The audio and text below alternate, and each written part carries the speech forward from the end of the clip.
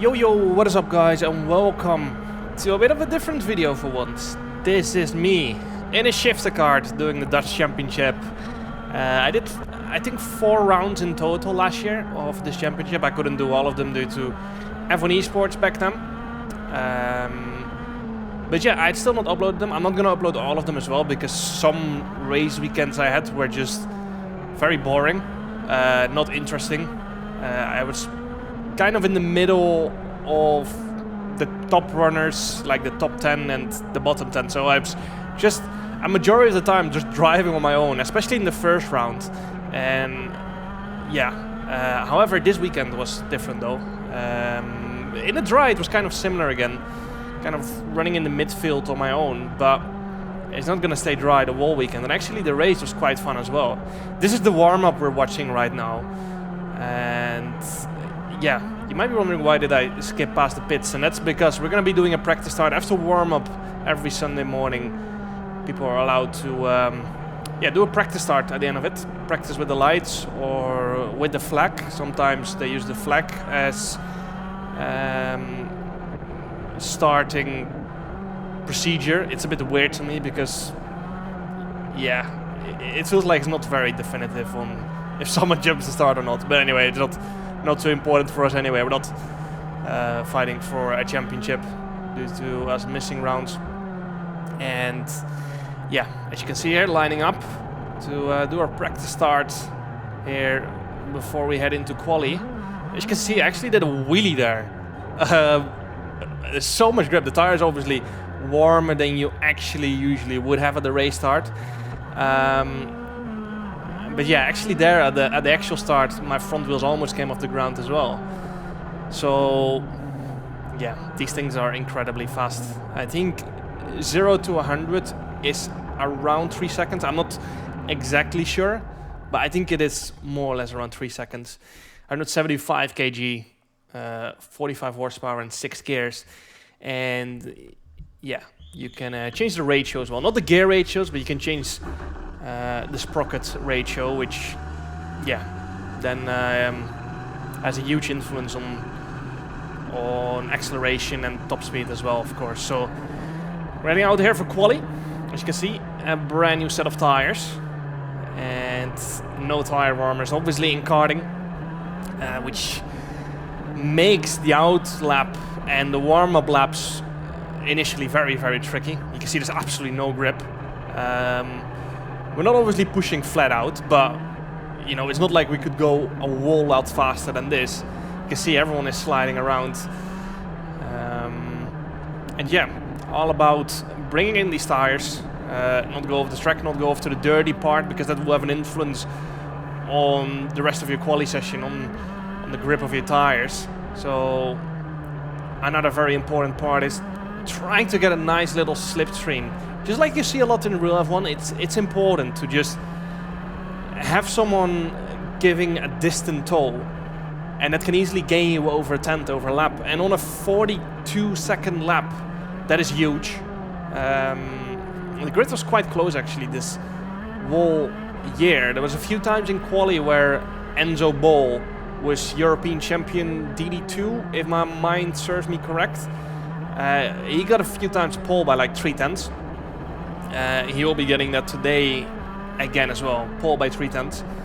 And yeah, he was just incredibly fast, especially when, you know, there was a lot of grip out on track. He was incredibly fast. When there was slightly less grip, he was not as fast. But every time when the track was ramping up like crazy during all the quali sessions, he was there and he was really, really fast.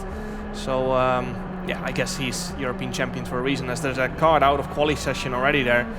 I think he got disqualified as well for having his mechanic run onto the track to try and get his engine started. So I think he got disqualified from the whole weekend, which seems a bit harsh to me. But yeah, that was actually the Dutch champion from last year we saw there out and disqualified from the whole weekend, which I was quite shocked by how harsh that is. But yeah, here we still trying to find a nice little gap. We've got Robin Gleren ahead of us, who's quite fast as well. Faster than us, for sure. Yeah, at this point in the year, I was still quite a bit of the pace. I never got up to pace, really, this whole season. But again, I just didn't drive for 9 years before I started this season, which is a long time to be out. Plus the fact I'm 9 kilo overweight. This weekend I was 9 kilo overweight. I managed to reduce it slightly for weekends after this. But yeah, again, I'm quite tall as well, which doesn't help in karting because your CG location goes up massively. And then onto the fact I'm 9 kilo overweight as well. Doesn't help, but it was a hell of a lot of fun though. Apart from the times I was suffering with my ribs, as you can see right here, which was not so fun. I suffered from bruised ribs several times throughout the season, which made me not be able to practice, which then makes the race weekends a lot harder again as well. Because yeah, every time you've got something like I have in the picture, bruised ribs, I had to be out for 6 to 8 weeks, and then I straight away jumped into another race weekend without, you know, really being physically up to the task of driving 3-4 days straight in a row, which is what you need to do for a championship like this. And then I suffered bruised ribs again because I was just physically not up to task to drive for 3-4 days in a row. But yeah, we ended quali in P14 out of 20 drivers on the grid, if my mind serves me correctly. So that was not great. If anything, that was quite bad. But I did set my personal best by I think 2 or 3 tenths. So I did kind of, you know, get a decent lap in, but I was just at the very back end of all the fast people. So I think pole position was by Enzo Ball, 3 tenths to P2, and then P2 to my position, P14, I think was 3 tenths as well, if my mind serves me correctly. So yeah, we just got the wrong end of that one. Just, yeah, not fast enough.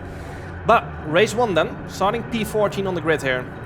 And we're trying to straight away make some positions at the start, but it is not easy to get a good start if the car ahead of you or the kart ahead of you gets a bad start, because you can see how little distance there is.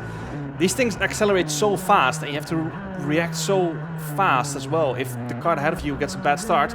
But here we go, it's lights out, and that's just what I was talking about. The car ahead of me got a terrible start, and then I just couldn't find my way fast enough.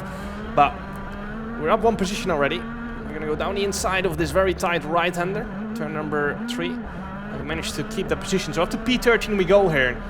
Now we've got Daniel Tembaka ahead of us, who was actually top 3 pace this weekend. I just had a really bad qualifying. So yeah, that's quite a bit of a shock. So I was like, okay, you know, he's ahead of us. Let's see if we can follow him through a little bit. You can see the opening lap has very bad grip because everyone is going offline, taking scent onto the racing line. And you can see Daniel defending here. I was quite confused by that because every time you go offline, you're just sacrificing 3-4 tenths with all the shit you get on your tires. Especially on this track, it was really bad. If you went offline for an overtake, it took like 1 or 2 laps before you had proper grip again. So I was confused why he was going so defensive. We're gonna see again, he's driving quite far down the inside, braking on the inside again. But I wasn't really interested in this time to try and get past because I knew he was so much faster from practice compared to us. So like, you know, if you can make some places, then we can try and sneak through as well. And yeah, at this point I was just interested in trying to stay on the clean part of the track. Again, you can see him go really defensive. At some point I was like, you know, you cannot keep doing this because then we're gonna have to go for it and go for a move because you're just losing so much time yourself, but also to us. So again, he's going really defensive. Again, he's gonna have to go defensive now again because he's losing so much time. Driving on the dirty part all the time. Still on P13, of course, at this point. But yeah, you can see he's struggling for grip every single corner now because he's gone offline so many times. And I was like, at this point, you know what? We're gonna go for a move soon because we cannot stay behind the wall race. It's gonna cost us too much time and yeah, potentially positions that we could have made otherwise. So let's see if we can go for a move here soon. Out of turn number 2, we get a good run, and now we can go down the inside into turn number 3, but unfortunately he tried to do the same. And we gained a position because we took someone out, but we lost the position again to the Kart that's right ahead of us now. And you can see I've gone offline for one brief moment with that incident, and instantly all the grip is gone. There's so much marble, so much sand on the side of the track. Obviously, we got a penalty for that move. I think 3 seconds, if my mind serves me correctly. Again, this race is a long time ago. But yeah, that was our fault. We were just a little bit too late on the brakes. Everything was a little bit too late. Yeah, I just got a little bit too impatient there with the moves. But let's see if we can make some make up for a 3-second penalty. That's the goal here. It's a 15-minute race, which you might think relative to like Formula 1, as there's 2 cars off the track there, which puts us into P11 already now. You might think that's really short, but if anyone has ever driven a shifter kart, or maybe even a normal kart, you would understand how hard it is. A shifter kart is so much harder. There's so much grip. It's so heavy. Yeah, and incredibly fast. So we need just a 15-minute race, because if you would go towards like half an hour race or 45 minutes, it would be incredibly tough on your body, and it will be so hard. It will be like an endurance marathon race pretty much in karting terms. So yeah, P11. Let's see if we can gain some more positions. We're gonna have to, and then pull a little bit of gap to make up for that 3-second penalty that we got. Rightfully so, because we completely wiped out the Birel ART in the hairpin there. So that was very much my bad. Let's see what we can do now. We are behind the Falcon, which is Parolin for the people who don't know. Might not say anything to you if you're not in the go-kart business, but yeah, we're driving a CRG, which has won loads of championships over all the years.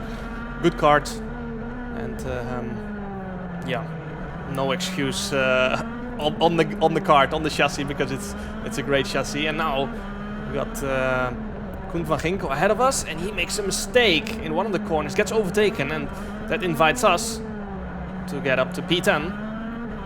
And now we need to hunt down the Falcon again, because we lost a bit of time with that. Had to brake hard to not get a click bumper. If you hit someone with your front bumper and it clicks in, you get, I think, 5-second penalty, which can be really unfortunate, especially in shifter karts, because if someone misshifts, you can already get a click bumper if the person ahead of you misshifts, and then obviously you can't really avoid them because it all goes so fast. Yeah, we're still trying to get P9 here ideally, and then pull a 3-second gap as we now move on to a few laps later. You can see we've gained quite a bit of time as someone has gone off in turn number 1. I think that might have been the championship leader actually, with an engine failure. Quite common in karting to get an engine failure, simply because if you set up the carburetor leaner, you tend to gain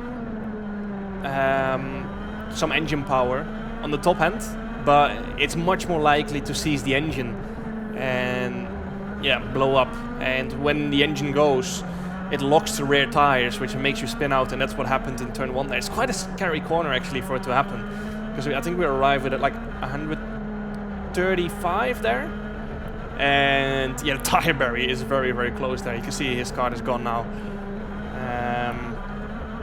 So yeah, it happens quite a lot, especially to the top guys. You know, for the people that are fighting for a championship, every little often matters a lot as we go down the inside in turn number 5. And now we have to pull a 3-second gap. You can see we've got quite a big gap ahead of us, so we need to use that. We need to use that up, and yes, hope the guys behind fight a little bit so we can pull that 3-second gap. We are in P8 at the moment. I think so. It's It's much easier in F1 League Racing to see what position you're in, obviously. But yeah, we cannot see that, unfortunately, in karting. I could make the graphics myself, perhaps. But it's sometimes a little bit hard to know exactly in what position you are anyway, because I only got a left-hand side camera. Yeah, onto the last lap we go here. You can see there's 2 cars slowing down quite a lot ahead of me. One of them is Enzo Ball, the European champion I was talking about. He had pole position. Not sure what's going on there, but I think he's gone really badly offline and is really struggling for grip now. Now we're up to P7 and we've got our teammates right out of us. So yeah, I think Enzo will still get within the 3 seconds of us, and that will make him finish ahead. So yeah, we might end up finishing P8 still here anyway, but yeah, that penalty was very well deserved. And yeah, we're gonna come home in P8. After starting P14 is not too bad, you know, especially considering we had an incident. I think we made the most of it. Actually, this is the last lap. I forgot they showed a sign with 2 laps to go as well. So an extra lap to try and gain some time to the cars behind. And yeah, we're gonna bring it home in P8 anyway. So P8 it is. And yeah, not too bad. Again, as I said before, especially I think this weekend, because of this track being so bumpy, I was really struggling with my ribs. I was taking a lot of medicine to kind of ease the pain, but yeah, again, don't want to take too much paracetamol just for bruised ribs. Just I had to bite through it. Luckily for us, the second race is wet, as you can see, which makes it a lot easier for my ribs because there's less grip, less G-force, hitting the bumps, you know, slightly less. So obviously, in karting, you have to go over the curbs quite aggressively in the wet, but still, so much less grip.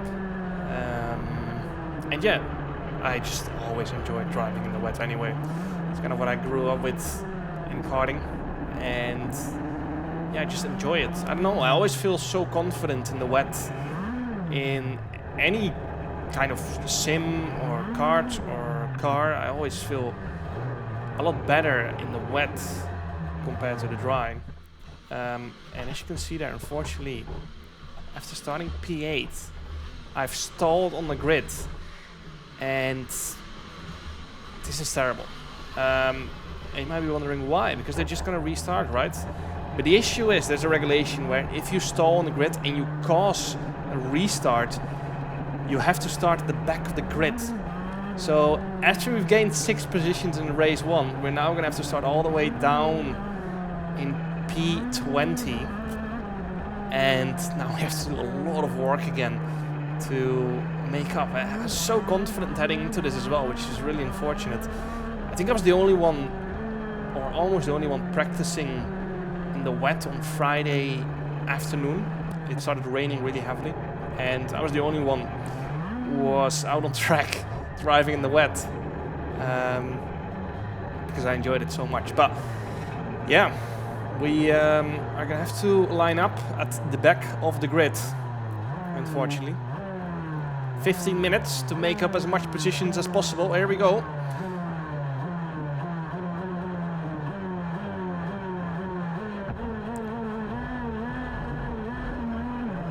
And it was actually initially a good start, but the car ahead of us stalled, and I had to avoid the car on the left from me to not cause an incident, so that was not ideal. But you can see we're taking very alternative lines here into the next right-hander. We're going to overtake so many people around the outside here because they all got boxed in. I think we overtook around 3 people there.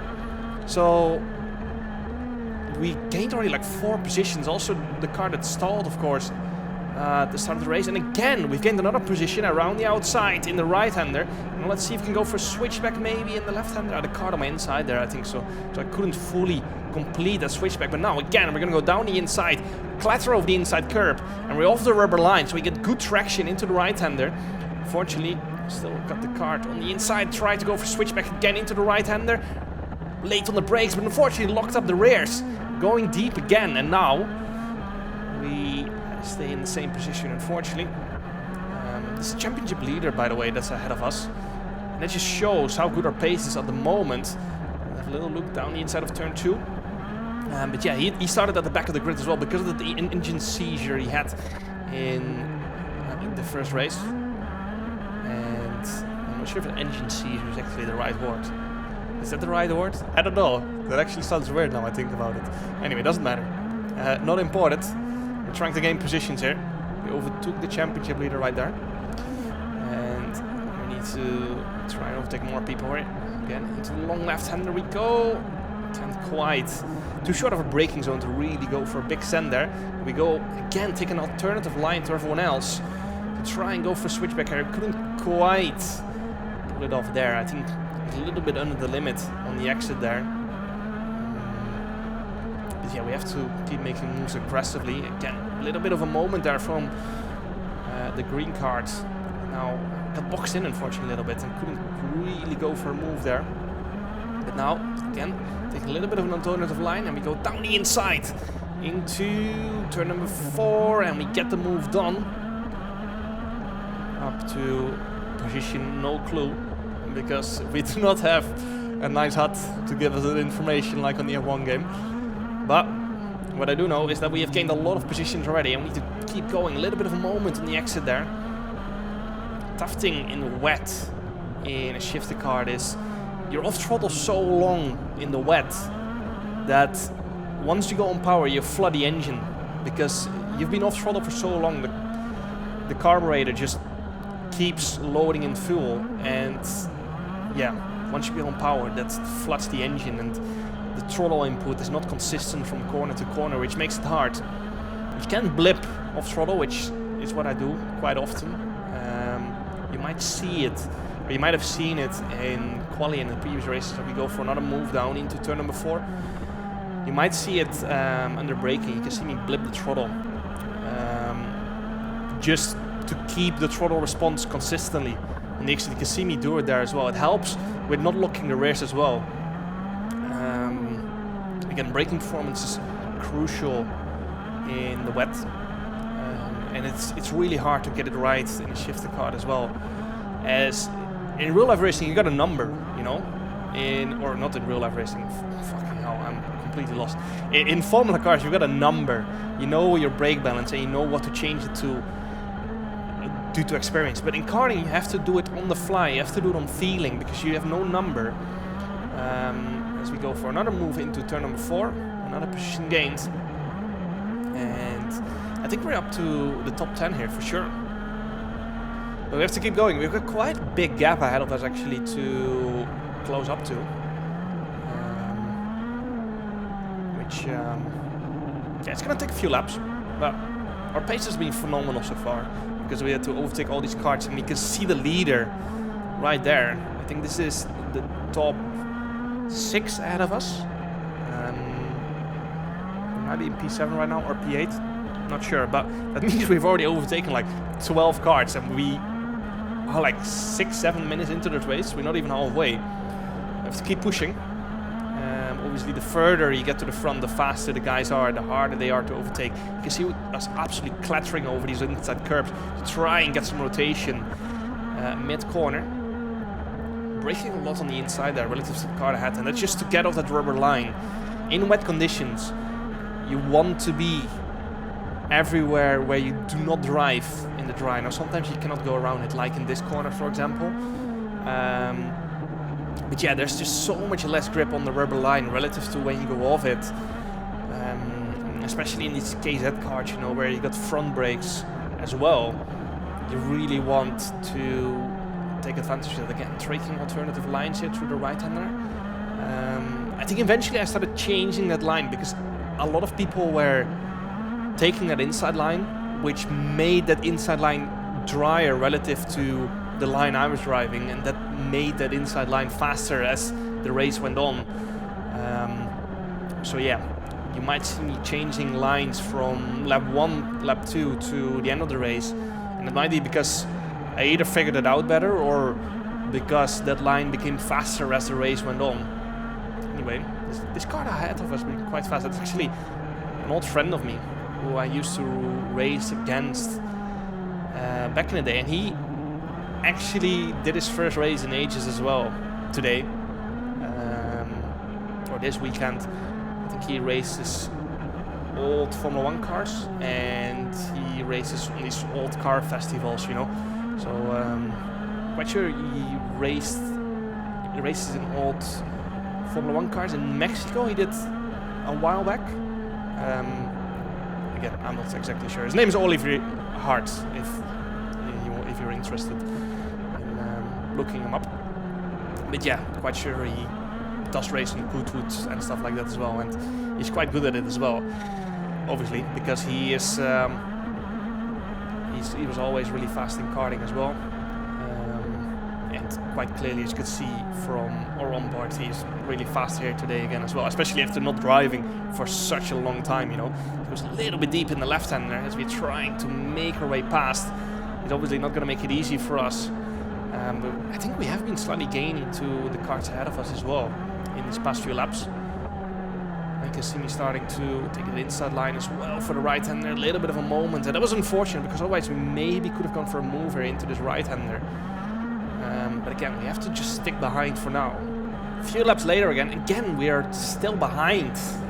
As we actually made a little bit of a mistake into the final corner, but that actually could help us here because you can see that car there. That's someone that's being lapped, and you can see Olivier is being held a little bit, and that actually gains us more time than we lost with the mistake. So that was actually great timing for us as I'm adjusting my radiator a little bit. I'm going to avoid a little bit under braking the car ahead. But yeah, I had to adjust my water temperature slightly there. You have to all do that manually.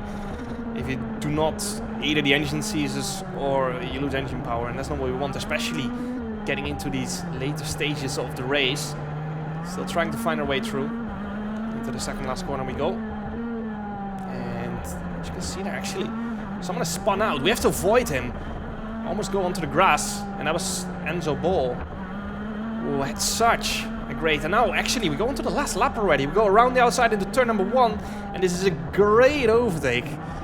Up to P6 we go, from P20 on the grid. Actually, originally it was P8, but yeah, great move from us there, up to P6.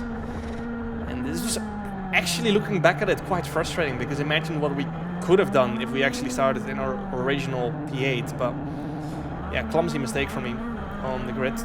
Stalled the car. I thought it was in neutral, and it wasn't gear. So when I let go of the clutch, it instantly stalled. Unfortunately, we do not have anti-stall like in Formula 1. Or, you know, we cannot also not see the gear that we're in on our dash. You all have to do it by feeling. But it was a great race nonetheless. We're going to bring it home in P number 6. 2 actually quite decent results for the drive pace we had. And obviously the rip issue, the overweight, and all the other excuses I've got lined up. But yeah, hope you guys enjoyed this video. I think I've got one more go-kart video coming up that I did last year. But yeah, hope you guys enjoyed. Make sure to like, subscribe, and see you guys next time. Ciao.